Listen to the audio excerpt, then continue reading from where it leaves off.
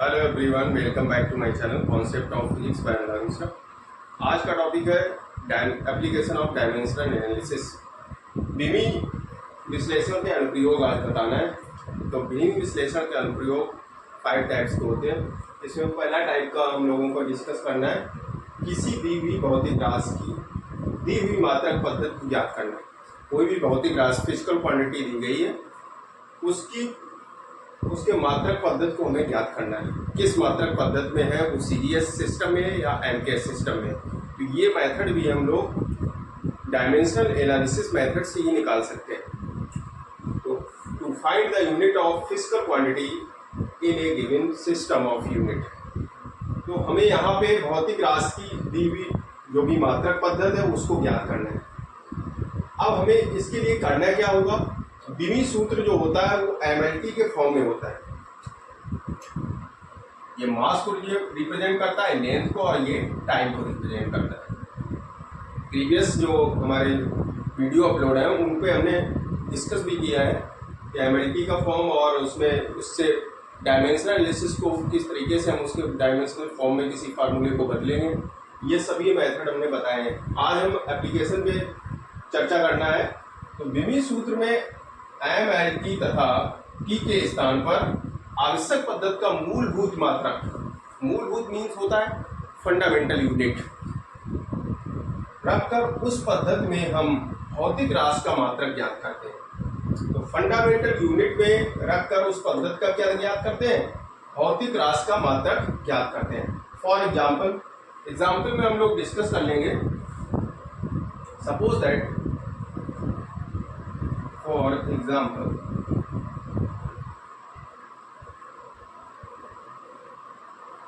जैसे work done है, और वर्क डन इक्वल टू क्या होता है, force into displacement. Car equal बल गुणा विस्थापन, बल गुणा विस्थापन। कार इक्वल टू बल गुणा विस्थापन। कार को रिप्रेजेंट करते हैं, इसी को बोलते हैं work done. Work done W force F into displacement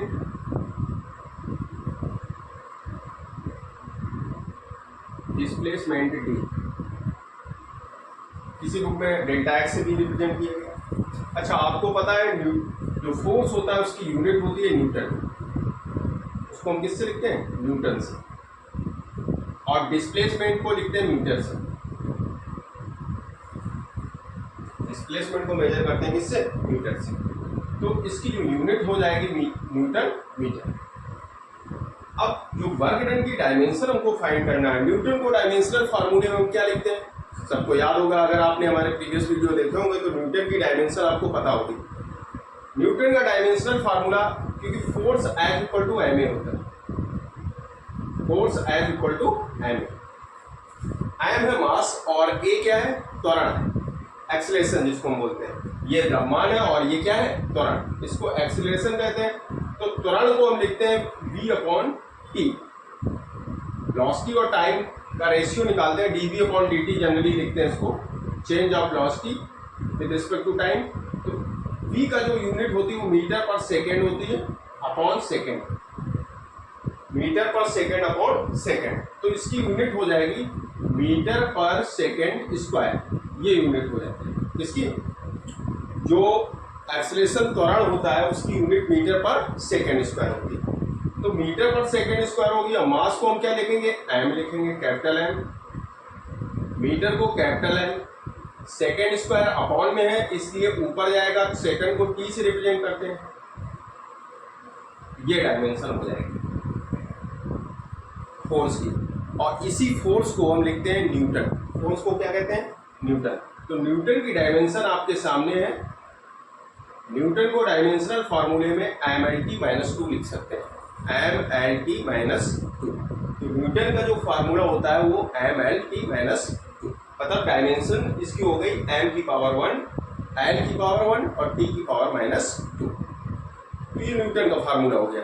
आपको क्लियर हो गया होगा। अब देखो यहाँ पे आते हैं तो न्यूटन की जगह आप क्या रख सकते हैं, जब हम इसका डायमेंशनल फार्मूला लिखेंगे वर्ग का, तो न्यूटन की जगह आप लिखेंगे m/L/T-2 और मीटर की जगह हो जाएगा L। मीटर की जगह क्या हो जाएगा L। तो ये डायमेंशनल इसका फार्मूला आ जाएगा क्या, mL²T-2 mL²T-2 ये इसका फार्मूला हो जाएगा। अब देखो जो वर्क डन का फार्मूला जो आपने यहाँ पे डायमेंशनल फार्मूला निकाला है, यही एनर्जी का भी डायमेंशनल फार्मूला होता है, क्योंकि वर्क डन होता है वो in form of energy save होता है।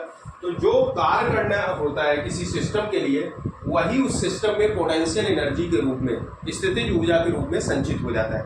तो इसी कार्य की जो डायमेंशन होगी, वही डायमेंशन किसकी होगी, एनर्जी की होगी। तो इस डायमेंशन को जो mL²T⁻² है, इसी को हम जूल भी कहते हैं। क्या कहते हैं, जूल। तो दो यूनिट आपको बहुत याद रखनी होंगी, एक तो न्यूटन के और दूसरा जूल। इसी को जूल बोलते हैं। तो सीजीएस सिस्टम में इसका यूनिट क्या होगी,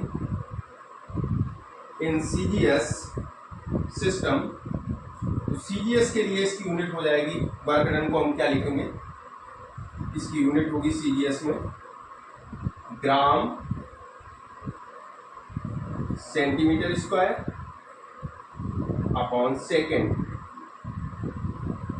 square, gram centimetre square upon second square. इसी को हम बोलते हैं अर्ग।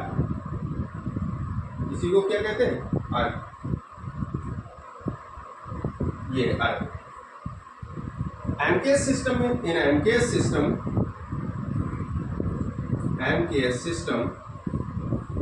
सिस्टम में यही यूनिट हो जाएगी, ग्राम की जगह हो जाएगा किलोग्राम,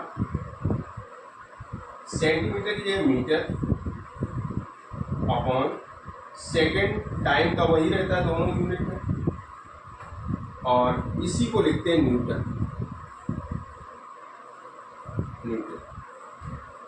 तो आप देख सकते हैं यहाँ पे सेंटीमीटर स्क्वायर, तो सेंटीमीटर जब आप कन्वर्ट करेंगे, एक न्यूटन में अर्ग निकालेंगे, एक न्यूटन में कितने अर्ग होंगे, तो यहाँ पे एक सेंटीमीटर में जो सेंटीमीटर आप कैलकुलेट करेंगे तो 10 पावर, इसको कन्वर्ट करेंगे तो 10 पावर 2, और 10 पावर 2 कन्वर्ट हो जाएगा, और ग्राम को भी कन्वर्ट करेंगे, ग्राम हमारा कन्वर्ट हो जाएगा, ग्राम में 10 पावर 3 हो जाएंगे। ठीक है, तो इस तरह से न्यूटन को अर्ग में हम कन्वर्ट कर सकते हैं। तो न्यूटन को अर्ग में भी कन्वर्ट कर सकते हैं। तो न्यूटन को अर्ग में किस तरह कंप्लीट करेंगे, तो उसको नेक्स्ट उसमें देखेंगे, इसका स्क्रीनशॉट ले सकते हैं। तो एमकेएस सिस्टम में इसी यूनिट को लिखेंगे किलोग्राम मीटर स्क्वायर पर सेकेंड स्क्वायर, इसी को हम लिखते हैं जूल। क्या कहते हैं, जूल। तो जूल और अर्क में रिलेशन निकाल सकते हैं। तो जूल की जो डायमेंशन होती है आपके सामने लिखिए, इस जूल की डायमेंशन, इसको हम जूल कहते हैं। न्यूटन और जूल की डायमेंशन को आपको याद रखना है। तो सीजीएस सिस्टम को एमकेएस सिस्टम में किस तरीके से एक पद्धति से दूसरे पद्धति में चेंज करना है। एक कोई भी सिस्टम है, एमकेएस सिस्टम है और सीजीएस सिस्टम है, किसी भी सिस्टम में हम चेंज कर सकते हैं। तो दी हुई भौतिक राशि की दी हुई मात्रक पद्धति ज्ञात करना है। कोई भी फिजिकल क्वांटिटी दी है, उसकी मात्रक पद्धति जो फंडामेंटल यूनिट है, उसको हम लोगों को निकालना है। तो यहाँ पे आपके सामने जो यूनिट दी गई है, एक सीजीएस सिस्टम की यूनिट है, ग्राम सेंटीमीटर स्क्वायर पर सेकेंड स्क्वायर, इसको अर्ग कहते हैं। और दूसरी एमकेएस सिस्टम में एक यूनिट दी गई किलोग्राम मीटर पर सेकेंड स्क्वायर, इसको कहते हैं जूल। डायमेंशनल फार्मूले आपके सामने दोनों डिस्कस किए गए। न्यूटन का, क्योंकि फोर्स जो वर्क डन होता है, फोर्स इनटू डिस्प्लेसमेंट होता है, इस वर्क डन का डायमेंशनल फॉर्म कन्वर्ट किया है। पता उस डायमेंशन में हम कैसे इसको लिखेंगे वर्क डन को, तो डायमेंशन में आपने वर्क डन लिखा है। इसके बाद में इसी जो कार्य जो आपने निकाला बल गुणा विस्थापन से, इस कार्य को एक सिस्टम यूनिट से दूसरे सिस्टम यूनिट में कैसे कन्वर्ट करेंगे, वो चीज आपने सीखी।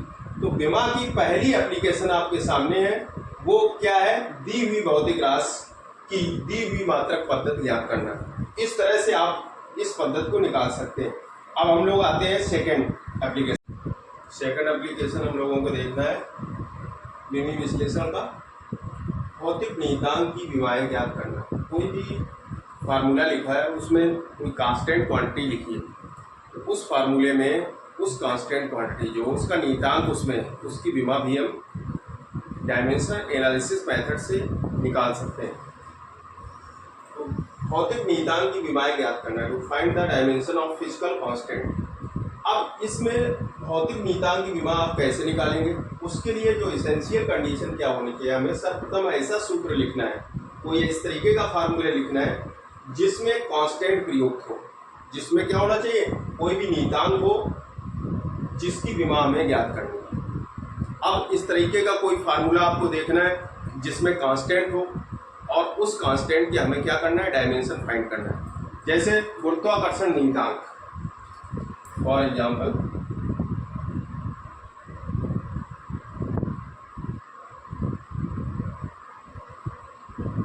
गुरुत्वाकर्षण नियतांक जो ग्रेविटेशनल कांस्टेंट है, ग्रेविटेशनल कांस्टेंट जो यूनिवर्सल कांस्टेंट होता है, gravitational universal constant capital G, इसका आपको फार्मूला फाइंड आउट करना है। अब इसको कैसे निकालेंगे, तो सबसे पहले हम लोगों को पहुंचना होगा Newton's gravitational law.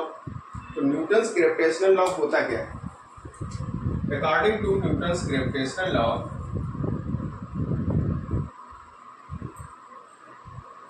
To Newton's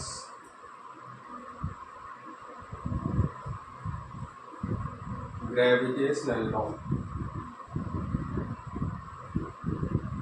Newton's के गुरुत्वाकर्षण नियम से।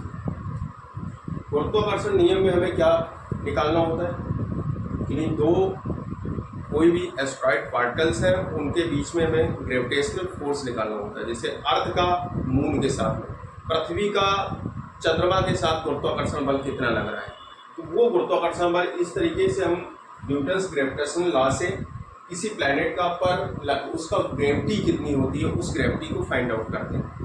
तो गुरुत्वाकर्षण बल का जो फार्मूला होता है वो होता है Fg इक्वल F सफिक्स में जी, मतलब ग्रेविटेशनल फोर्स है, ग्रेविटेशनल फोर्स को Fg से रिप्रेजेंट करते हैं। G M E अर्थ का मास है, और M किसी प्लैनेट कोई भी या कोई भी पार्टिकल हम बोल सकते हैं, upon RE square, RE radius of earth. अब यहाँ पे जो कांस्टेंट क्वांटिटी यूज की गई है वो क्या है, G। इस कांस्टेंट क्वांटिटी की हमें डायमेंशन फाइंड करना है। तो ये डायमेंशन, ये विमी विश्लेषण का सेकंड जो एप्लीकेशन है, क्योंकि हम लोग पढ़ रहे हैं विमी विश्लेषण के अनुप्रयोग, एप्लीकेशन ऑफ डायमेंशन एनालिसिस, तो इसका सेकंड जो एप्लीकेशन है वो आपके सामने है। इसमें हमें क्या करना है कि कोई भी भौतिक नियतांक दिया गया, कोई भी कांस्टेंट क्वांटिटी है किसी भी फार्मूले की, उस कांस्टेंट क्वांटिटी का उस भौतिक नियतांक की विमा कैसे फाइंड करेंगे, तो इस मेथड से हम लोग निकाल सकते हैं। ये सेकंड एप्लीकेशन है इसका। तो Fc equal Gm upon RE square. अब आपके सामने Fc फोर्स है, और फोर्स की डायमेंशन आपको पता है। फोर्स की डायमेंशन क्या है, फोर्स को हम लिखते क्या है, न्यूटन से। फोर्स की यूनिट भी आप जानते हैं। यहाँ पे क्या है, मास है, दोनों मास के फार्मूले हैं, और ये क्या है, रेडियस है, ठीक है। तो यहाँ पे ये द्रव्यमान दिए गए, इसकी यूनिट क्या होती है द्रव्यमान की, किलोग्राम, इसकी भी किलोग्राम। रेडियस आप किससे मेजर करते हैं, मीटर से, तो ये मीटर हो जाएगा। और फोर्स जो निकालते हैं वो न्यूटन से लिखते हैं, फोर्स को किससे लिखते हैं, न्यूटन से। तो ये सभी डायमेंशन आपने प्रीवियस लेक्चर में सब में फाइंड किए हैं। तो प्रीवियस लेक्चर में आपने देखा होगा न्यूटन किस तरीके से न्यूटन की डायमेंशन हम फाइंड आउट करते हैं। तो आपको यहाँ पे ग्रेविटेशनल कांस्टेंट की डायमेंशन फाइंड करना है। तो जी का फार्मूला यहाँ से आप लिख लें, जी इक्वल कितना हो जाएगा, क्रॉस मल्टीपल हो जाएगा, Fe RE square upon MEM, MEM। Multiply में है दोनों, एम अर्थ मास और ये किसी प्लैनेट के लिए एम। अब आपको सबकी यूनिट यहाँ पे यूज करना है, तो यहाँ पे लिख लेंगे, इसको लिखेंगे न्यूटन फोर्स को, newton meter square, newton radius का मीटर होता है unit, meter square upon kilogram into kilogram, दोनों मास की यूनिट आपने रख दी, किलोग्राम इनटू किलोग्राम। तो यहां से आपको निकालना होगा यूनिट ऑफ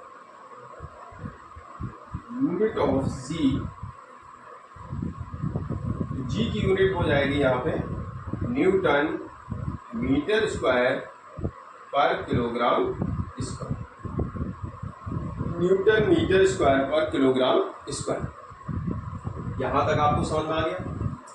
कोई भी डायमेंशन फाइंड करने के लिए आपको सबसे पहले बेसिक कॉन्सेप्ट ये आना चाहिए कि आपको उस क्वांटिटी जिसकी आपको डायमेंशन फाइंड करना, फार्मूला आना चाहिए। अगर फार्मूला आपको नहीं आएगा तो यूनिट आप नहीं निकाल पाएंगे, यूनिट जब तक नहीं निकाल पाएंगे तब आपको डायमेंशन फार्मूला आप लिख पाएंगे। इसलिए सबसे बेसिक है ये कि आपको फार्मूला याद होना चाहिए। तो फार्मूला के लिए आपको कॉन्सेप्ट आना चाहिए, क्योंकि फार्मूला सभी याद नहीं कर सकते, उसको हम प्रूफ तो कर सकते हैं। तो उससे पहले का एक शॉर्ट स्टेप आपके दिमाग में होनी चाहिए कि इस फार्मूले को कैसे लिखेंगे। तो जैसे आपने ग्रेविटेशनल कांस्टेंट की डायमेंशन फाइंड की है, तो इसमें सबसे पहले आपने क्या लिखा, फार्मूला आपने लिखा।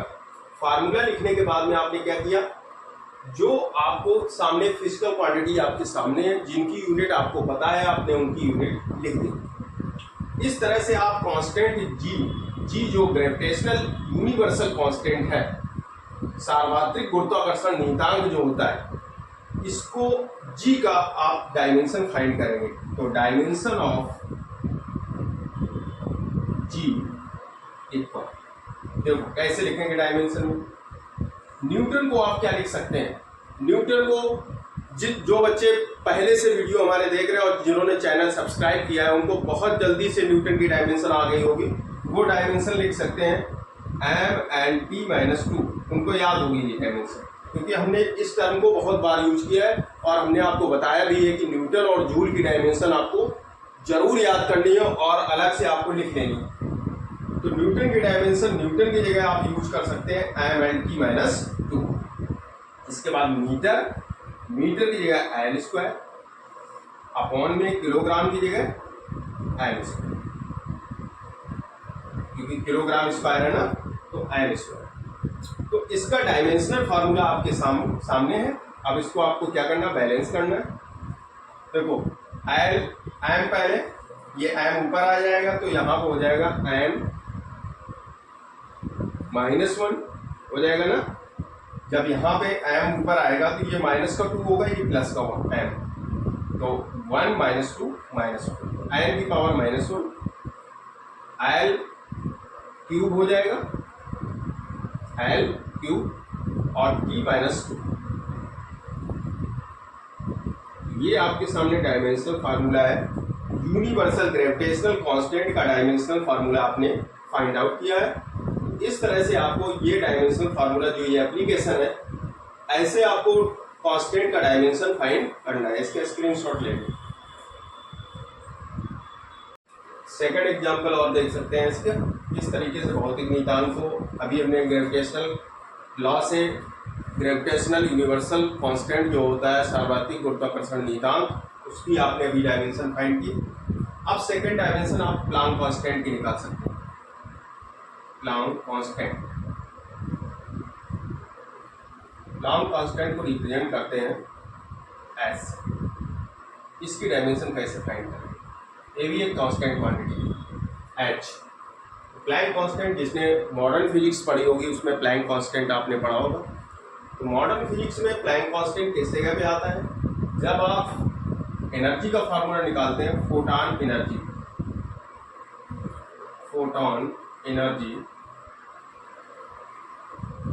फोटॉन की ऊर्जा जो होती है वो E होता है h0, इसी एक फोटॉन की उसकी ऊर्जा कितनी होती है, E h0। ये डिस्क्रीट फॉर्म ऑफ एनर्जी होती है। तो ये फोटॉन की ऊर्जा है और E equal to H nu, E energy है और न्यू है फ्रीक्वेंसी। तो एनर्जी का जो मात्रक होता है, E का जो मात्रक होगा वो जूल होता है। E का मात्रक क्या होता है? जूल। और जो फ्रीक्वेंसी होती है जिसको हम आवृत्ति कहते हैं, क्या कहते हैं? आवृत्ति।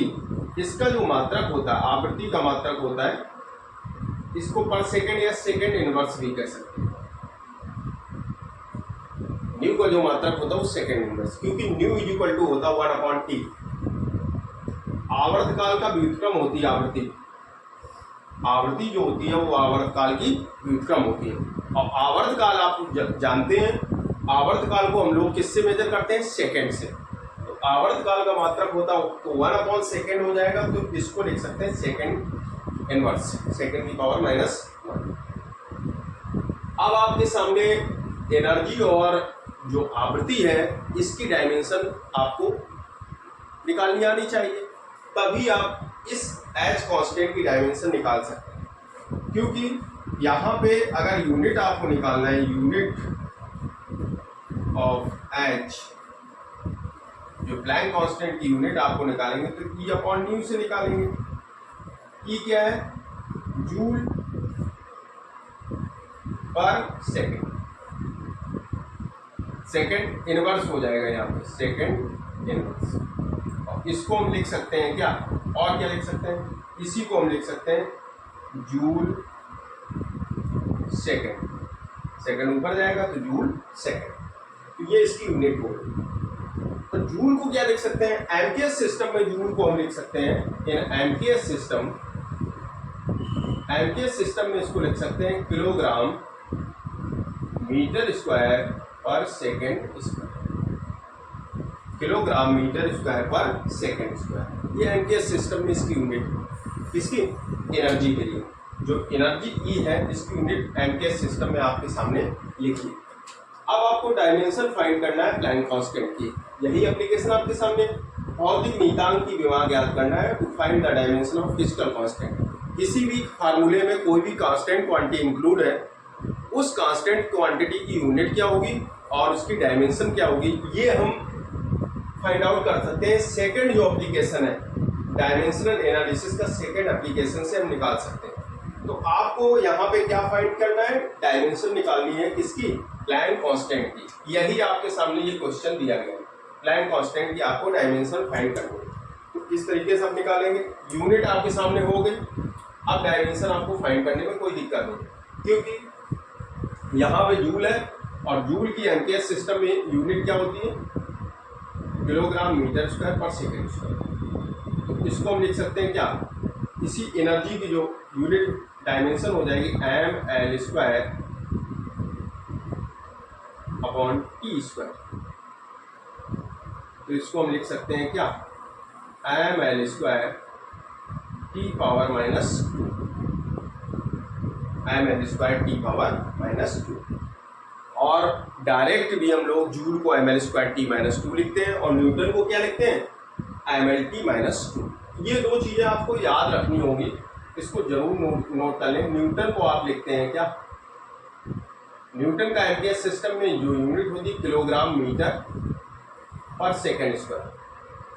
किलोग्राम मीटर पर सेकेंड स्क्वायर, किसमें? एम्पियर में। इसका जो डायमेंशनल फार्मूला होता है वो mlt -2 होता है, mlt -2। और जो जूल होता है इसकी जो यूनिट होती है किलोग्राम मीटर स्क्वायर पर सेकेंड स्क्वायर। ये भी एम्पियर सिस्टम में। और इस जूल को आप लिख सकते हैं ml square T -2, ml square T -2। Newton और जूल का डायमेंशनल फार्मूला आपके सामने इस तरीके से लिख सकते हैं। अब आपके फर्स्ट एप्लीकेशन जो आपको हमने बताया था, इसी एप्लीकेशन का जो कांस्टेंट क्वांटिटी का आपको कैलकुलेट करना था, जहाँ हमने यूनिवर्सल ग्रेविटेशनल कांस्टेंट निकलवाया था, वहाँ पर हमने न्यूटन का फार्मूला यूज किया। अब हमें यूज करना है किसका? जूल के लिए। तो जूल का फार्मूला क्या होगा? तो dimension formula, dimension of H, Planck constant की डायमेंशन क्या होगी? आपके सामने जूल का डायमेंशन लिखी हुई है, मतलब एनर्जी की डायमेंशन क्या है, ml² T - 2 ml² T - 2 और सेकंड को लिखते हैं T, सेकंड को क्या लिखते हैं T, और जनरली इसकी पावर क्या हो जाएगी 1, T की पावर 1, ठीक है, ये T की पावर 1 हो जाएगा। अब कंबाइन कर लेंगे तो इस कांस्टेंट की जो डायमेंशन होगी वो आ जाएगी आपके सामने ml² T - 1 ml² T - 1। ये प्लांक कांस्टेंट की डायमेंशन आपके सामने है। इस तरीके से आप कांस्टेंट क्वांटिटी कोई भी फार्मूले में है उस कांस्टेंट क्वांटिटी की डायमेंशन आप फाइंड कर सकते हैं। अब हम लोग चलते हैं विमी विश्लेषण के तीसरे अनुप्रयोग पर। तीसरा एप्लीकेशन आपके सामने है। यहाँ पे क्या करना है, किसी भौतिक राशि को एक पद्धति से अन्य पद्धति में बदलना है। जैसे सीजीएस सिस्टम को एमकेएस में या एमकेएस को सीजीएस में कन्वर्ट करना है। तो यहाँ पे to convert the physical quantity from one system to other, एक सिस्टम से दूसरे सिस्टम में कैसे कन्वर्ट करेंगे, क्योंकि हम लोग न्यूमेरिकल सॉल्व करते हैं और न्यूमेरिकल सोल्यूशन सब एमकेएस सिस्टम में करते हैं, सीजीएस को एमकेएस में कन्वर्ट करते हैं। कभी कभी न्यूमेरिकल में कुछ यूनिट दी जाती हैं सीजीएस सिस्टम में, कुछ एमकेएस में दे देते हैं। अगर आपने ध्यान नहीं दिया तो न्यूमेरिकल में कुछ सीजीएस सिस्टम की यूनिट आपने रख देते हैं और कुछ एमकेएस की, और न्यूमेरिकल आपका गलत हो जाता है। किसी एक पद्धति में आपको सभी जितनी भी रीडिंग आपके सामने है लेंथ की या जो भी उसमें वेरिएबल यूज किए गए हैं फार्मूले में, तो उस न्यूमेरिकल में जितनी भी यूनिट्स हैं उसको किसी एक सिस्टम में आपको कन्वर्ट करना है। तो विमी विश्लेषण का जो थर्ड एप्लीकेशन है बहुत इंपॉर्टेंट एप्लीकेशन है। इसमें क्या है, किसी भौतिक राशि को एक पद्धति से अन्य पद्धति से, कोई भी एक पद्धति है से अन्य पद्धति में बदलना, अन्य पद्धति में बदलना, एक पद्धति से अन्य पद्धति में बदलना, to convert a physical quantity from one to other system. अब इसके लिए क्या करना है, सपोज दैट हमने कोई एक फिजिकल भौतिक राशि दी है, तो फिजिकल क्वांटिटी हमने कोई भी ले ली है, वो फिजिकल क्वांटिटी हमारी x है। इस सपोज दैट इस x का जो डायमेंशनल फार्मूला है वो ये दिया गया है, जिसकी डायमेंशंस क्या है ABC। ABC जो होती है ये डायमेंशन होती है। कोई भी विमी विश्लेषण में आप देखते हैं, कोई भी फार्मूला आप देखते हैं, तो जो द्रव्यमान, लेंथ और टाइम का पावर जो होती है यही तो इसकी डायमेंशन है।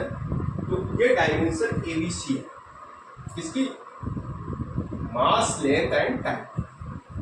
किस फार्मूले के लिए, इस भौतिक राशि जो x है उसका ये फार्मूला है आपके सामने।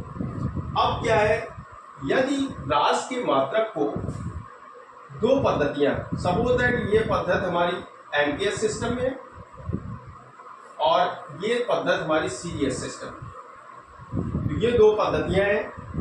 इसी फार्मूले को हमने क्या किया है, इसी को हमने चेंज कर लिया है, क्या M1 L1 और T1, M1 L1 T1, जिसकी डायमेंशन क्या है ABC। और दूसरी पद्धति जब हमने चेंज किया, सेकंड जो इसका सिस्टम है वो M2A L2B और T2C, ABC इसकी डायमेंशन, फार्मूले की जो घात है वो आपके सामने लिखी हुई, ठीक है। तो यही पावर जो होती है वही डायमेंशन को डिस्क्राइब करती है। सपोज दैट M1 M2 इनके आंकिक मान है। कोई भी फार्मूला आप लिखते हैं तो उसमें कुछ ऐसी टर्म आ जाते हैं जो कोई भी नंबर सिस्टम होते हैं। तो सपोज दैट N1 N2 है, ये नंबर सिस्टम, मतलब इनके आंकिक मान है। अब हमने क्या किया है, एक कोई फार्मूला हमने लिया है, सपोज दैट P = NU। अब N क्या है, U क्या है, U है कोई भी सिस्टम की यूनिट है और N हमारा न्यूमेरिकल वैल्यू है। N क्या है, ये आंकिक मान है, इसको हम बोलते हैं न्यूमेरिकल वैल्यू, न्यूमेरिकल वैल्यू। और U क्या है, यूनिट है। तो ये दो चीजें आपके सामने हैं। NU, P हमारा कोई सिस्टम हमने लिया, P = NU। अब हमको क्या करना है, इस डायमेंशनल फार्मूले को एक पद्धति से दूसरे पद्धति में बदलना है। तो N1 U1 U1 हमारा सिस्टम हो गया MKS और U2 हो गया CGS सिस्टम। अब हमें क्या करना है, M1 और U1, U यूनिट है, यूनिट फर्स्ट, यूनिट सेकंड, जिसमें आपको कन्वर्ट करना है। N1 इसका आंकिक मान है, N2 दूसरे पद्धति का आंकिक मान है। कोई दिक्कत नहीं होगी यहाँ तक। अब आपको क्या करना है, ये सभी फार्मूले को U1 और U2 की जगह यूज करना है। तो देखेंगे कैसे लिखेंगे इसको।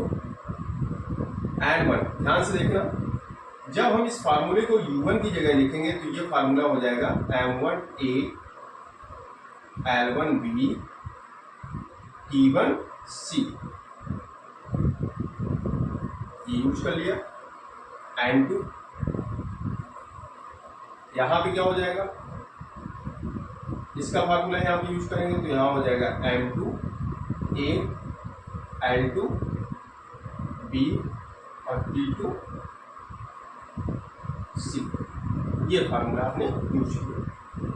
अब हमें सेकेंड सिस्टम को अगर आप फाइंड आउट करना है तो इस न्यूमेरिकल वैल्यू को यहाँ से फाइंड कर लेंगे।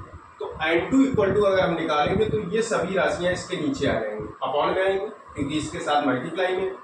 N2 की वैल्यू आप फाइंड कर लीजिए यहाँ से। N2 इक्वल क्या हो जाएगा, किलोग्राम की जगह किलोग्राम वाली वैल्यू जाएगी, मतलब मास के नीचे मास जाएगा, लेंथ के नीचे लेंथ और टाइम के नीचे टाइम, और पावर वही रहेगी दोनों की। तो यहाँ हो जाएगा न्यूमेरिकल वैल्यू का मल्टीप्लाई कर लीजिएगा, इस जगह मिलेगा आपको M1 अपॉन M2, पावर कितनी है M1 अपॉन M2 की, क्योंकि ये नीचे आएगा तो M2 होगा ना, तो ये पावर हो जाएगी 1।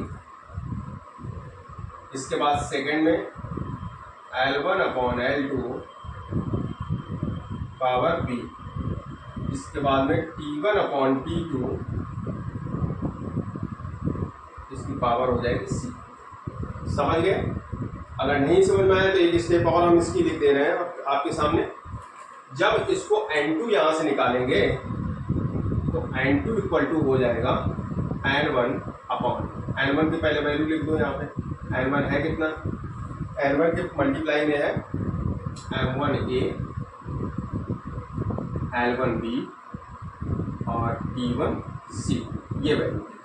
अपान में क्या आएगा, जब N2 यहाँ से फाइंड करेंगे तो अपान में आ जाएगा M2A L2B T2C। अब आपने क्या किया, सभी टर्म को सेपरेट करके रख लिया जो जिसके नीचे है, मास को मास के साथ, लेंथ को लेंथ के साथ और T1 को जो टाइम है टाइम के साथ। अब आपको क्या करना है, ये एक डायमेंशनल फार्मूला आपके सामने, इस एप्लीकेशन का ये फार्मूला आपके सामने। अब इसमें कन्वर्जन आपको करना है, ये इसका बेसिक फार्मूला है। अब इसमें क्या करना है, सभी यूनिट आपको रखना है और उस यूनिट का आपको क्या करना है, कन्वर्जन करना है। किस तरीके से करेंगे, जैसे आपको न्यूटन को कन्वर्ट करना है, न्यूटन को किसी अन्य सिस्टम की यूनिट में आपको कन्वर्ट करना है, MKS सिस्टम में, और उसको हमें CGS में कन्वर्ट करना है।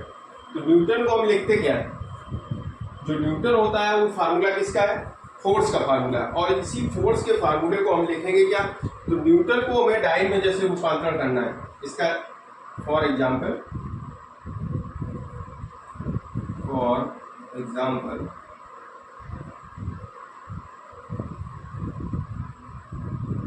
न्यूटन को डाइन में रूपांतरित करना, डाइन में रूपांतरण,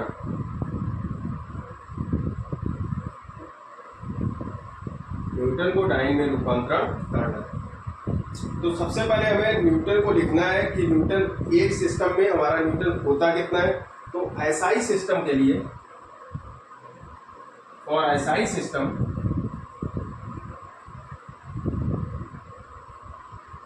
न्यूटन को आप लिखेंगे क्या, SI सिस्टम में,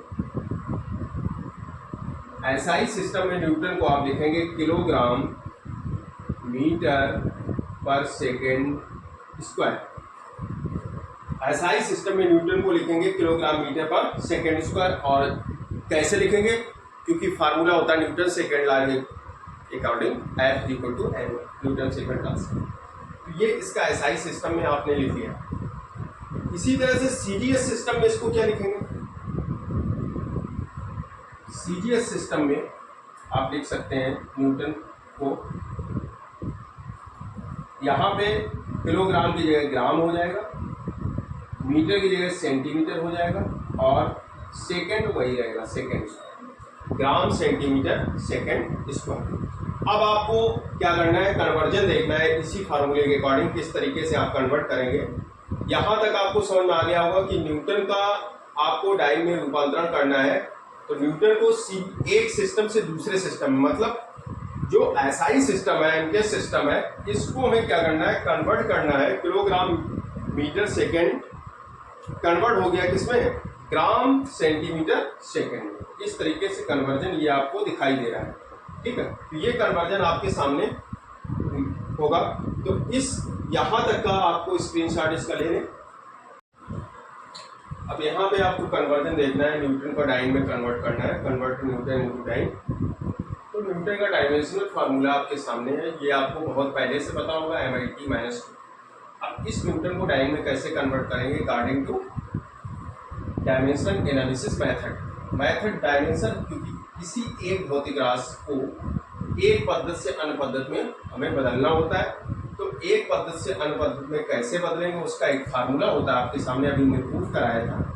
n2 = n1, it is the numerical value of the system m1/m2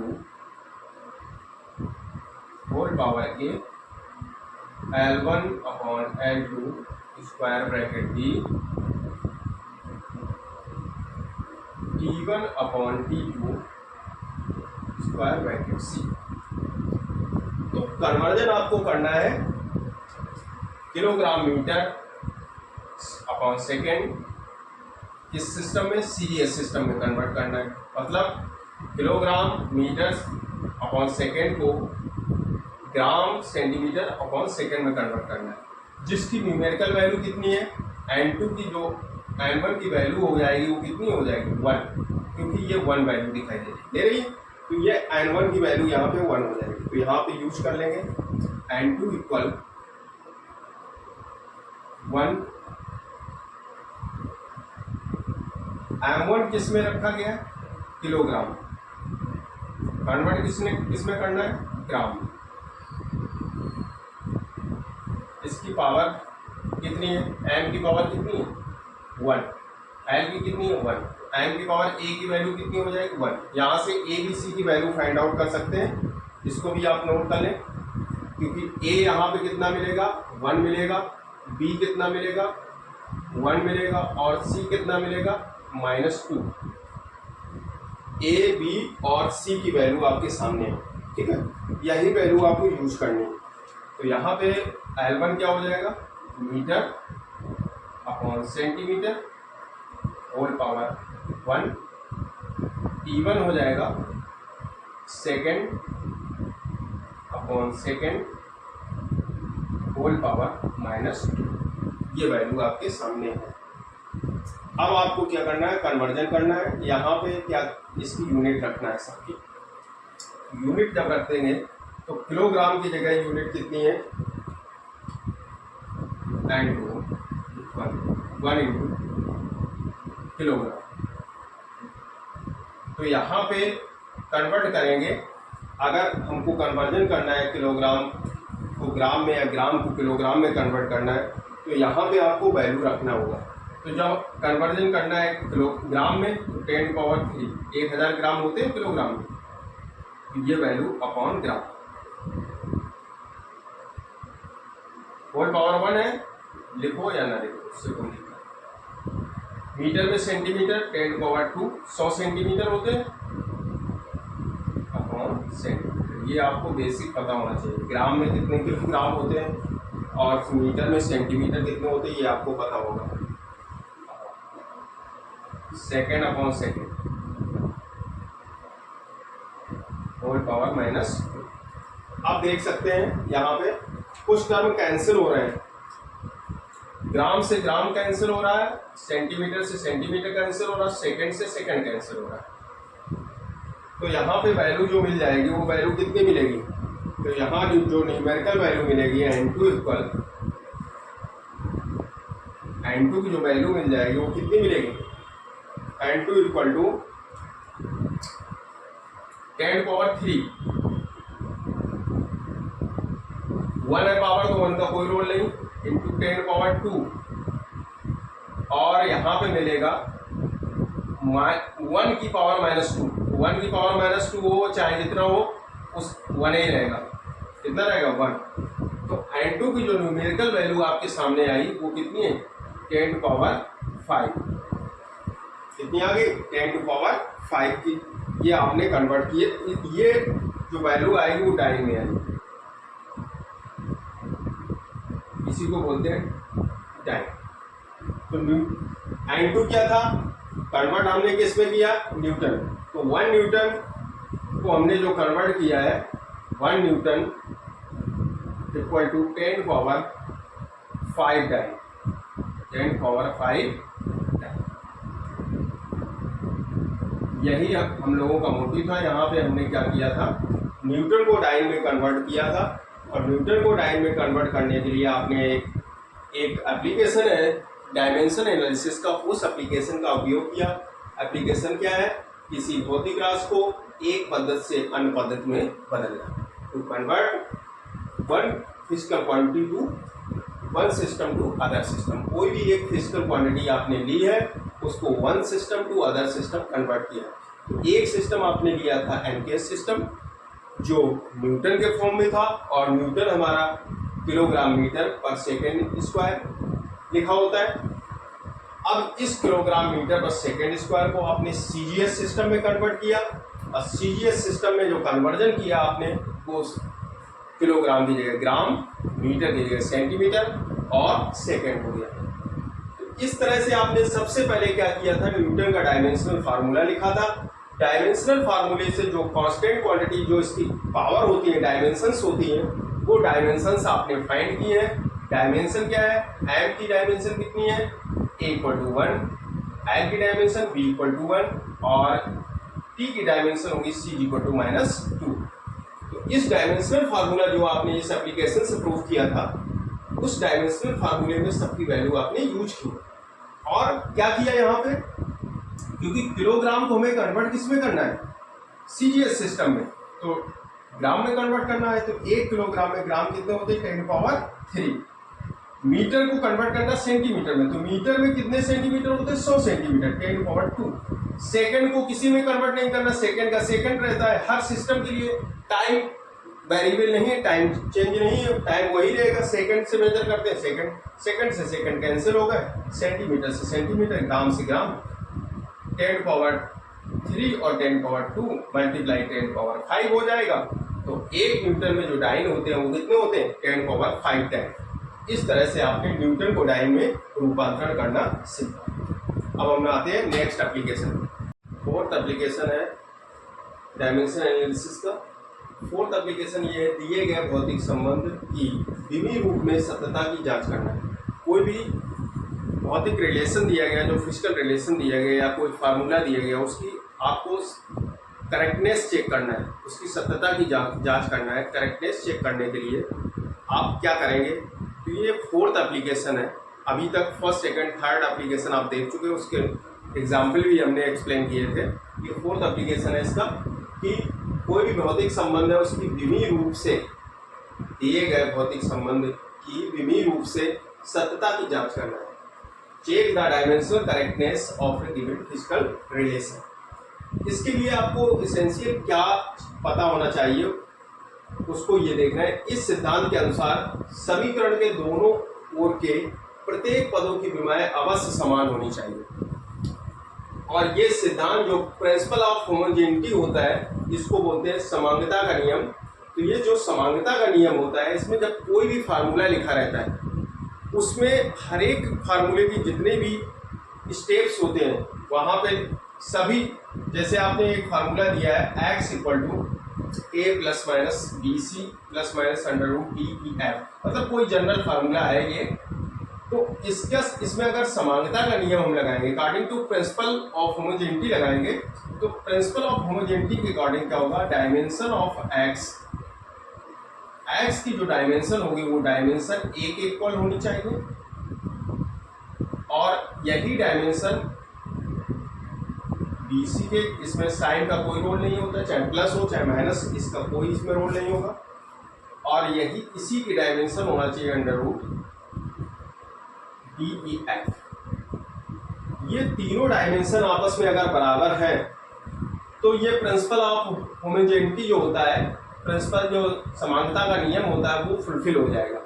और अगर समानता का नियम फुलफिल हो गया किसी फार्मूले में, मतलब आपने इसको देख लिया कि ये सभी फार्मूले की जो स्टेप्स हैं सब इक्वल है, सबकी डायमेंशन समान है, तो आप कह सकते हैं कि डायमेंशनली जो फार्मूला लिखा है वो करेक्ट है, उसकी करेक्टनेस को आपने चेक कर लिया। सपोज दैट, आगे एक एग्जाम्पल देखते हैं। आपने गति के नियम पढ़े होंगे, b बराबर u plus a t, s बराबर u T plus half A T square, b square equal to u square plus 2a(s). तो ये आपने लीनियर मोशन के लिए पढ़े होंगे, स्थानांतरी गति जो होती है तो उसके लिए आपने फार्मूले पढ़े हैं। तो एक फार्मूला यहाँ पे हम चेक करते हैं। फॉर एग्जांपल, जो गति का नियम आपने लिखा है उस गति के समीकरण आपने देखे होंगे। तो गति का एक समीकरण होता है s बराबर u T plus half A T square, जहां पे u क्या है, ये प्रारंभिक वेग होता है। u क्या है, प्रारंभिक वेग, और यहाँ पे क्या है, ये त्वरण, इसको कहते हैं वेग, और ये क्या होता है, त्वरण। और t क्या है, समय, टाइम है, t समय। और s क्या होती है इसमें, दूरी, s क्या होती है, दूरी। तो सबकी यूनिट आपके सामने है। तो यहाँ पे आपको डायमेंशन करेक्टनेस चेक करना है। तो जो s की डायमेंशन होगी, dimension of s equal to dimension of U T equal dimension A T square, क्योंकि 1/2 की कोई डायमेंशन नहीं होगी, कांस्टेंट क्वांटिटी है, न्यूमेरिकल वैल्यू है, और numerical value dimensionless quantity होती है। तो यहाँ पे हाफ हमने नहीं लिखा, ए टी स्क्वायर। चेक करते हैं, अगर सभी की डायमेंशन सेम आती है तो आप कह सकते हैं कि ये डायमेंशनली करेक्ट फार्मूला है, U T plus half A T square. तो इस तरह से हम इसकी करेक्टनेस चेक कर सकते हैं। तो डायमेंशन वेलोसिटी की क्या होगी, वेलोसिटी की जो डायमेंशन होती है, क्योंकि वेलोसिटी जो होती है वो dx upon dt, displacement upon time होती है। तो इसको लिखते हैं मीटर पर सेकेंड, मीटर पर सेकेंड। तो इसकी जो डायमेंशन हो जाएगी वो हो जाएगी L upon T, L upon T. तो इसको लिख सकते हैं क्या, डायमेंशन ऑफ u मतलब जो इसका प्रारंभिक वेग है, L T minus 1, L T minus. Dimension इसकी फाइंड करना है, त्वरण की। तो त्वरण के लिए क्या होगा, एक्सीलरेशन ए इक्वल टू क्या होता है, वेग अपॉन टाइम, वेग अपॉन टाइम। तो यहाँ पे निकल आएगा वेग की डायमेंशन आपके सामने L T minus 1 upon time की डायमेंशन क्या होती है, टी। टाइम की डायमेंशन क्या होती है, टी। तो ये डायमेंशन इसकी कितनी निकल आएगी, त्वरण की जो डायमेंशन होगी, डायमेंशन ऑफ ए की डायमेंशन कितनी हो जाएगी, यहाँ से बैलेंस कर लीजिएगा, और ए की डायमेंशन आ जाएगी L T minus 2, L T minus 2। अब इसका डायमेंशनली करेक्टनेस चेक करना है। देखो एस की डायमेंशन क्या होगी, एल। यू की डायमेंशन आपके सामने लिखी है, कितनी है, एल टी माइनस 1। इसी में टी की डायमेंशन क्या हो जाएगी, टी, कितना होगी, टी। एल टी माइनस 1 तो किसकी है, यू की है डायमेंशन, और टी की टी हो जाएगी, इक्वल लगा दीजिएगा।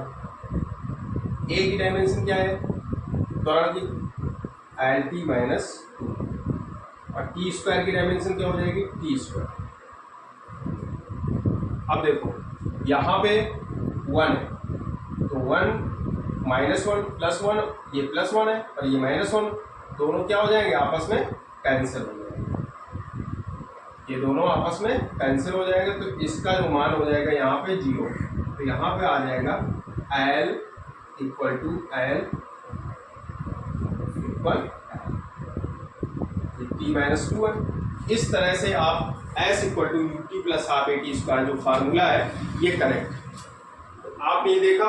इसके बाद एक और फार्मूले हम डिस्कस कर सकते हैं, जैसे सपोज दैट सेंटीपिटल फोर्स आपने पढ़ रखा है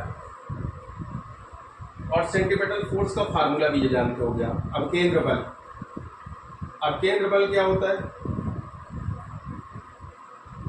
ये कोई भी अगर सर्कुलर मोशन कर रही बॉडी तो सेंटर की तरफ एक फोर्स अप्लाई होता है जो उस बॉडी को बैलेंस करता है, तो उसी फोर्स को बोलते हैं अब केंद्र बल। अब केंद्र बल को हम कहते हैं सेंटीपिटल फोर्स। अब केंद्र बल का जो फार्मूला अगर हमने सपोज दैट वैसे फार्मूला होता है mv²/r, लेकिन हमने F इक्वल टू mv²/r² लिख दिया। अब हमें क्या करना है, वैसे ये इनकरेक्ट फार्मूला है, करेक्ट फार्मूला इसका होता है, ये इनकरेक्ट है। करेक्ट इसका फार्मूला होता है F इक्वल टू mv²/r, ये इसका करेक्ट फार्मूला। लेकिन हमने गलत फार्मूले को लेके इसकी करेक्टनेस चेक करना है। ये तो इसका सही फार्मूला है, ये इसका सही है, लेकिन हमने क्या किया है, इस फार्मूले को लेके इसकी करेक्टनेस हमें चेक करना है कि ये सही लिखा है गलत लिखा है। तो आपके सामने इसकी करेक्टनेस कैसे चेक करेंगे। हमें पता है कि डायमेंशन, इसकी जो डायमेंशन F की है वही डायमेंशन होनी चाहिए M की, वही डायमेंशन होनी चाहिए v² की, वही डायमेंशन होनी चाहिए जब r ऊपर जाएगा तो r की पावर -2, r की पावर -2। सभी की डायमेंशन आपको पता होंगे। F को डायमेंशनल फार्मूले में क्या लिखेंगे, mlt-2 न्यूटन, mlt-2 याद रखेंगे हम, इसीलिए फार्मूले लिख के यहाँ ऊपर लिख दिया। F की यूनिट होती है MKS सिस्टम में किलोग्राम मीटर पर सेकंड स्क्वायर, तो F को लिख सकते हैं mlt-2। तो यहाँ पे फोर्स की डायमेंशन आप यूज करेंगे